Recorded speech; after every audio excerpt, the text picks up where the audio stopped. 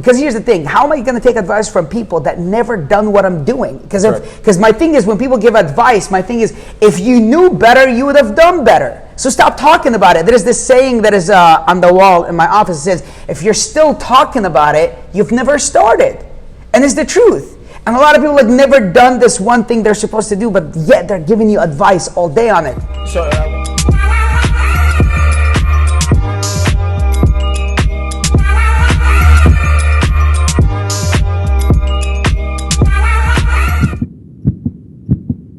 all right, we're live too, bro. You about to there? Come on, bro.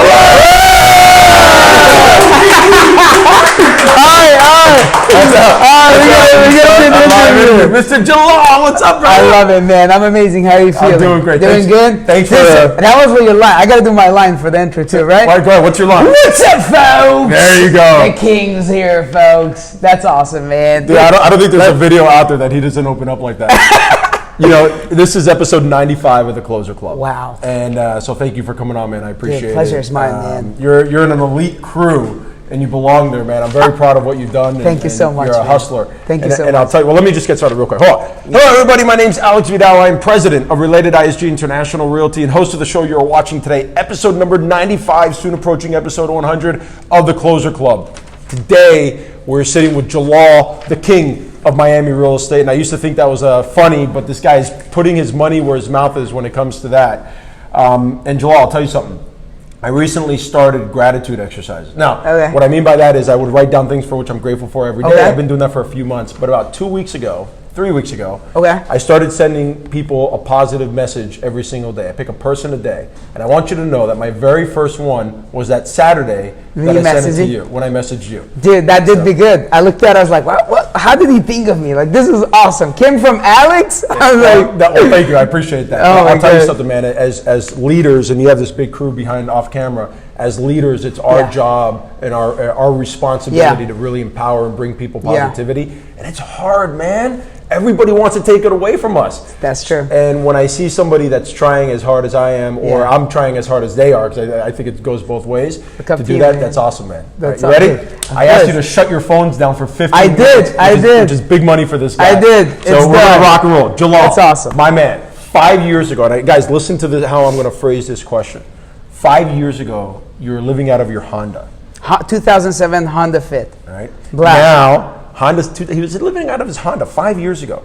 Now you're running a multi-million-dollar business. Yeah. Dozens of employees. Yeah. That is now, and I'm not going to say the number, but it's made you a millionaire in your 20s. 25. And by the way, I want you to know I saw his tax return, so there's no lie to it, because that was the first thing I asked him. Matter of fact, I put it on stage at this event that I did, Miami Movers. Do you know that? No. I actually put my tax return on stage. There you go. So people know, like, this is not full of shit. So there's no BS here. Tell us a little bit, and again, I have about 8 questions here. Sure. Tell us a little bit about your path to where you are today. So I came to America in August 2010. Pretty much about 12 midnights is when I landed in America, literally. 2010, landed in Ohio, was there for a quick amount of time. Then I left about 3-4 months later because I came to see this friend that wanted to, help me, whatever. That didn't work out. I went to Georgia, Atlanta, Georgia, and basically lived around family. I had this family member, he's my uncle, so it started out there. There's a lot of events happened in Georgia and the family thing, but I tried to keep it a little like nobody knows that they did me wrong, but however, ended up struggling, there. And but I'll tell you this, I feel like I always felt like my story really started in Miami, right? Like a switch got flipped, like literally in Miami. So I spent from 2010 to 2015 in Atlanta, Georgia, selling cars. And as a matter of fact, my brother worked at the same dealership too. I brought him in, to America later on. So worked on that dealership, and I was selling cars like buy here, pay here. Yep. $100, a sale, and $500 down, and your payments are bi-weekly, and those are the cars that I sold. And I remember back in the day, I don't know if you've ever done that. So I would go to Taco Bell or KFC across from the dealership, because basically who do we sell cars to? People that have bad credit, don't have money. If you just only have $500, so from January to about April, I know everybody got their tax returns, right? Got it. So I would literally run into Taco Bell, KFC, and actually tell people to come buy cars. Wow. One time I sold a car, I swear to God, this guy was walking down the street, and he looked like a bum. I was like, yo, do you need a car? And he said, no, man, I don't have money. I was like, do you have $500? He said, yeah. I said, yeah, I can get you a car. Dude, had the guy in the car in less than an hour. I swear to God, I was like... And that right there explains how you got to where you are today, because of the fact that you had that absolute zero fear to approach people. But I say this, like, whenever, like, the circumstances are bad, I don't think fear is there. The only fear you have is, like, how much worse would it get if I just don't do what I'm supposed to do? Yep. So sold the cars there, and I'll tell you this, in the beginning it was so rough when I was selling cars. Like, I was never consistent. I would like maybe 2-3 cars a month, right? Like, that was my, starting out. Then one time the owner, Ahmed, one of the owner's friends basically gives me this link, and he says, dude, watch this link for this guy. His name is Grant Cardone, and he'll teach you how to sell more cars, but be careful. The guy's a fraud. Don't buy nothing else from him. He says that, right? Then I take the link on YouTube, and then I watched that video that he's given me, like literally from like about 9, 10 o'clock at night all the way to 7, 8 in the morning. I had the video on fucking replay. Oh, can I cuss you? Yeah, that's okay. Don't worry. Yeah, I had the fucking video like on replay. Like I kept watching the video. It's almost like I grew up in Jordan, Amman, Middle East. I barely speak any English when I came to America. Did we study in expensive schools? No, I learned English in America. So I'm reading I'm listening to him, and he's saying basically there is science to sales, there is science to getting rich. Everything is calculated if you just do it right. Like basically telling me everything that was against what my parents said, because we're in a third world country, right? Where rich is not ours, and there's this saying my dad and my mom used to say a lot of the times used to say it to me, which is if you look up too high, your neck may break. And they used to say that to me so much, but I'm like, okay, like they had all these sayings to make sense of not getting rich because we're not there, but they were trying to protect me, not hate me.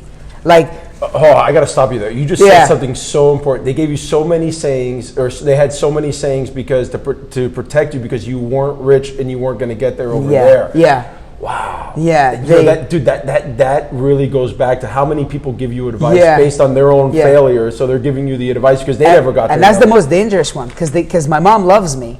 If your mom goes to your wife, you love her so much, if she gave you bad advice, you're going to take it because your walls are knocked down. Your walls are not there. So a bad advice from someone that you care about is just so dangerous. But I kind of like, because they're back home and I'm in America, and as I learned more about like life in America, I started easily distinguishing like my mom's bad advice, and I'm not taking it, or my dad's bad advice. Because here's the thing, how am I going to take advice from people that never done what I'm doing? Because my thing is, when people give advice, my thing is, if you knew better, you would have done better. So stop talking about it. There's this saying that is on the wall in my office. It says, if you're still talking about it, you've never started. And it's the truth. And a lot of people like never done this one thing they're supposed to do, but yet they're giving you advice all day on it. So I want to circle back to where you are today, but there's a lot because I know you can. You know your guys aren't making calls. I know. Sorry. All right, so let's talk about that confidence that you got now, because I do want to hear the rest of your story, but there's so much meat in here that I want to try to condense in. Right? You specifically said the other day about bulletproof confidence. Yes. Never heard that before. That was really cool.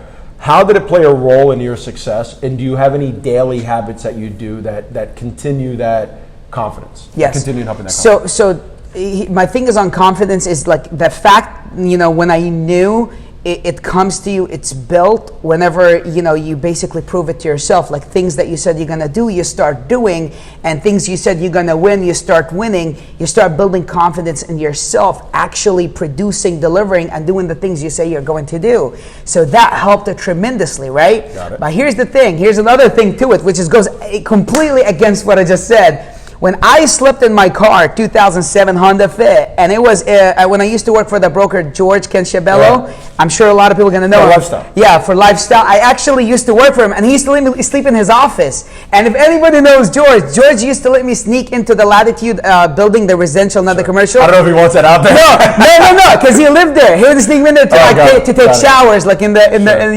he would like let me take shower at his place or sleep on the couch and I used to steal his leftover foods, the meals, to eat them for the following week. He knows the story very well. And here's the thing, when I slept in my car, when the security guy called me, he was like, yo, you can't sleep in the office. I had to go back to sleeping in my car, but I didn't have AC in the car. And then every single day, when I go to sleep, till about when I wake up, I'm beating myself up, which is, dude, this is hard. Fuck this. Like why? Like, it was so bad. So what did you do to dig out of that? So let me tell you. So every single day, I developed this one thing. It's natural. I swear to God, I came with it. It's built in. Here's the thing, right? Every day, I made it a rule in my head. And again, this is a kid talking at the time. I just turned 27, right? So at the time, I was about 22, 23. So I developed this habit. The second I slam my Honda door to walk to the office to make calls, that life ends. My walk to the office, the things I told myself, oh my God, I'm a billionaire.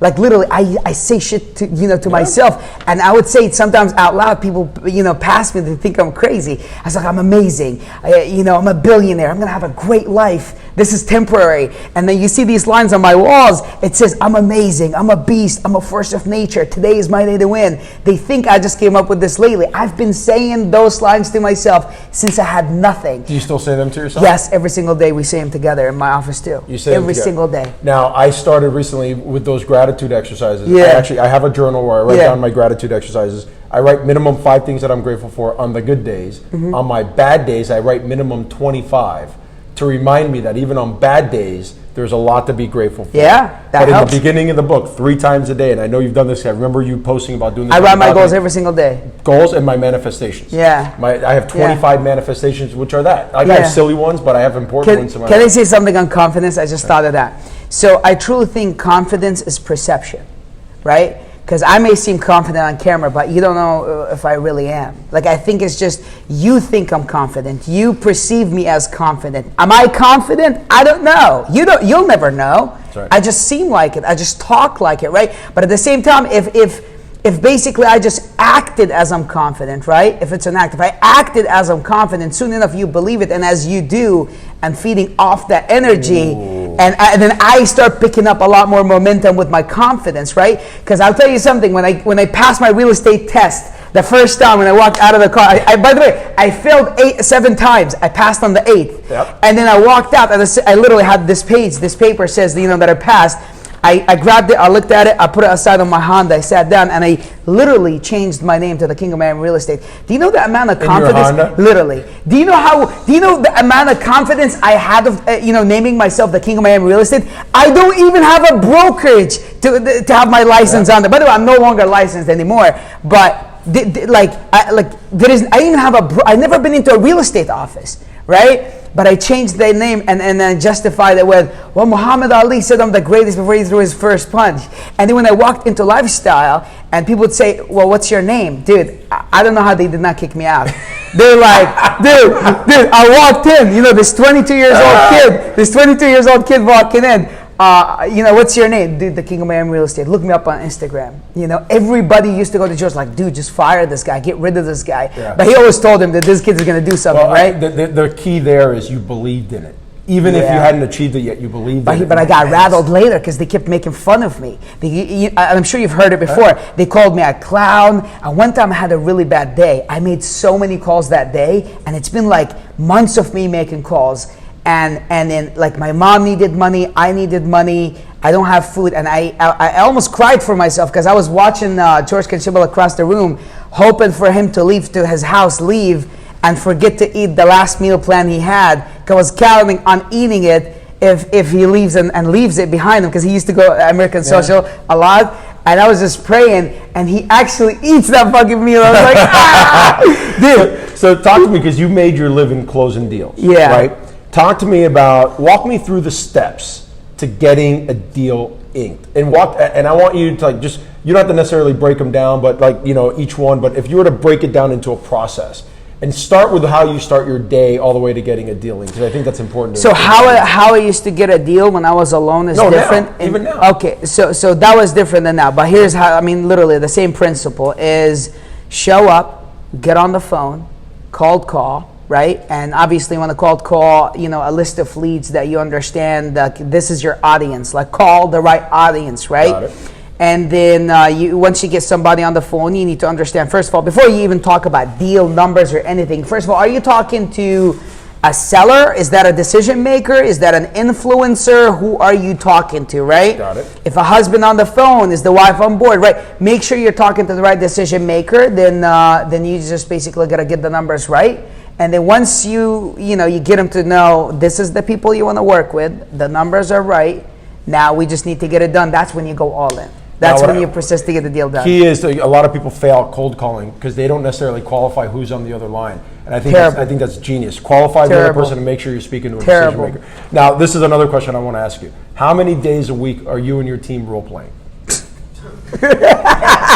I guess that's a lot, huh? How many times a day? 2 times a day. 2 times a day. So we're doing it in the morning for sure, and then after work on their own, they stay and train with each other. Got it. And I went to the Mike Ferry conference in January. These guys are making $2-3 million a year selling real estate, not necessarily investing, and doing 700 deals, 500 deals, 400 deals a year, and they still role play 30 minutes every single day. Like sometimes I role play with them myself too to keep my tongue sharp. So talk to me bullet points real quick. Top 3, because I have a bunch of questions. Sure. Top 3 business lessons you've learned since opening your own business. Get a really good lawyer and get an unbelievable CPA, and taxes are real. You're going to have to pay taxes. That's a good thing. 3, if you make your first check, your first deal, or your first good money, don't increase your lifestyle with it. It's the dumbest thing I've seen people do over and over and over. People look at my car now or my watch. Little they knew, I've been able to afford what I have today since I had my Acura. That was the car I got after my Honda. But I held so long until I started basically buying apartment buildings, and I only got my watch or my car when I knew my buildings can pay for it. Got it. So talk to me about the buildings then. Yeah. If you were to have like some sort of a checklist, because this segues perfectly into the next question. If you have a checklist of if somebody's looking to invest in real estate for themselves, right? I've heard the 1% rule, whatever. What's some quick tips that people, like if you pull up multifamily right now in South Florida on MLS, there's thousands. So how do you sift through? What are my first thing, I mean, I think that's a little greedy, but that's the, I look at, I'm buying a new one, by the way, in Palm Beach. I got to tell you about that deal. Stupid.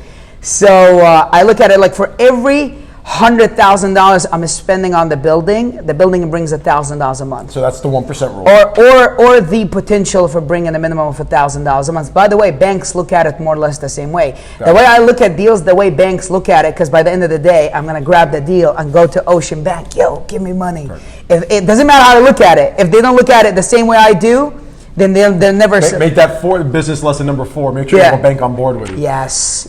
And by the way, oh my God, why are there only 3? Dude, get a lawyer, get a CPA. Don't look rich. Well, you should look rich, but when you can, right? Got it. And then... have a bank with you. Yeah, and then you want to fix your credit, make sure that your credit is fixed, to start building somewhat of a history. So when you go to Ocean Bank... I have a crazy story with them, by the way. I'm a bum. I go to them. I tell them I want $1 million. They all said no. One thought maybe I'm worth it, and ended up giving it to me. But however, it was so funny. So yeah, get a bank on board. But you gotta also look good. Not like your shirt. Like you're like on paper, you look good. So like you could have the money in your bank account and still not get the loan. Like many people start, like, by the way, most of the people that work with me, they're like in their 18s, 19s, and 20s, and I tell them right now, like, make sure you get your fucking credit right, right? Fix the credit, fix, do your taxes, work on it, because that is just equivalent in importance of you having money in your bank account. Because that will allow you to grow. Because I could never own the amount of real estate I own at 27 without banks. Okay, so it's ridiculous. So let's go back now to the real estate 1% rule. So if you buy a $300,000 property, make sure it's at least generating $3,000 in rent revenue, right? You don't always find that. It's either that or the potential of that. And by the way, that's a great deal. If you don't want it, bring it to me. Or Alex. We'll talk about that off camera. So go ahead, keep going. I look at that, and then also, the condition of the property. And I used to look at location. Now, not any longer. Really? Why not? What changed? It's just there is lack of deals, man. I can't keep saying I want deals that are 10 minutes away from my office. It's ridiculous. So I had to hire a full-time property manager that actually works full-time in my office and bought him a car, and basically, you go fucking drive. Got it. You got to expand, but I don't buy outside of South of Florida. When I say that, like I used to buy around my where I live, And now I'm like literally, I got a building, getting a building about an hour and a half away. Good job, man. Congrats. Yeah, thank you. All right, next question. Yeah, and I just read this. You recently posted this too about identifying the right decisions. You ask yourself 4 questions. Yeah. Is it good for me? Is it good to me? Is it good to me? Does it grow me? And are the side effects greater than the reward? How'd you come up with that? Honestly, it's the way I make every decision. And the main Where did you learn that from, though? Dude, I listen to a lot of people, but I don't think I've listened to this, because we know that a lot of the same people. Show me this list with anyone else. I dare you. It's just, when I made that post, it was because of an incident I had with one of my guys at the office. Okay. And they were making a decision. And I sat down, in my office, and I thought about it, and I said, because he came to me saying, how do you make decisions? And I said, it's a valid question. And I sat down on my desk, and I wrote out the stuff, and I posted it on my Instagram. So here's the thing. The main one is it good to me? Is it good for me? And the best way I could give you an analogy on that is like a relationship, marriage, dating. So like a boyfriend or a girlfriend could be good to you, but not good for you. She could make you lunch, dinner, but she's not good for you because she says you work a lot, or he does, right? So good to me and good for me is a thing a lot of people mess up. So my guy, like sometimes with my guys, like this morning, I did a morning meeting. I was beating on them. Maybe I wasn't good to them. Maybe I wasn't nice, but I was good for them. So a lot of the people are focused on what's good to me, who's nice to me, who's fucking smiling, not who's good for me. Like I'm a person, it's either you love or you hate. But I'll dare you every single fucking time. I'm good for you, right? And I hope, and I do, by the way, I have friends that are good for me, not to me too. I have a friend, you're going to sit down with him, where he would call me like, hey, dude, this thing you're doing is full of shit. You need to stop it. Focus on this, right? I got somebody calling me out too, so I need someone good for me, not good to me. That's a big thing. I love that. That's awesome, man. Like I literally added that question right before I came here. I love it. That's a good one. I'm so glad we did that. All right, let's talk about a similar passion that we have aside from real estate. Sure. Podcasting.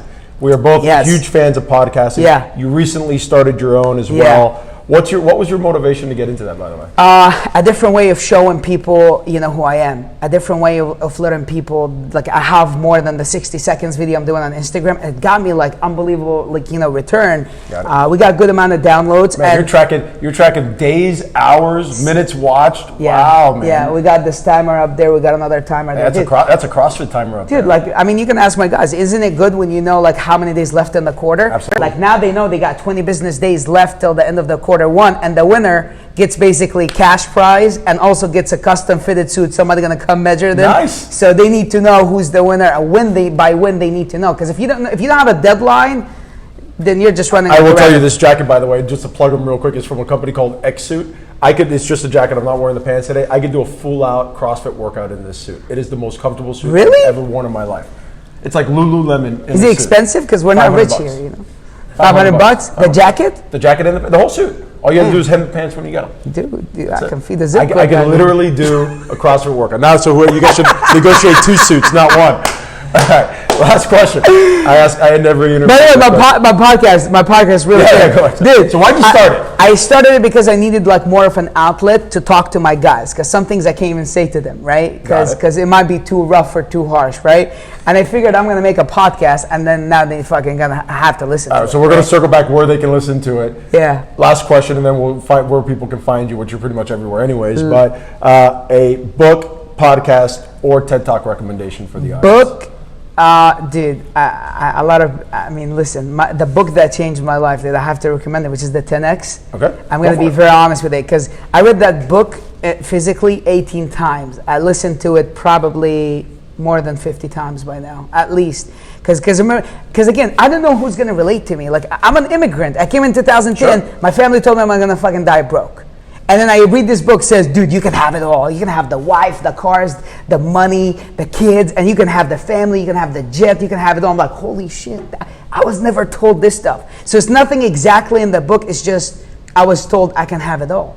And I was against everything I knew. So that's why, like no other book or statement did a change to me as much as when I read, I can have it all. That's right. It's so simple. And that's the 10X rule by Grant Cardone, former guest of the Closer Club. Took me a year to get him. Great guy. By the way, when that friend told me like don't buy any of his books, he's a fraud. By the time it turned like 9 in the morning, I ordered every book. And that friend, and here's the thing, that friend is now like miserable. Is still back in Atlanta, Georgia.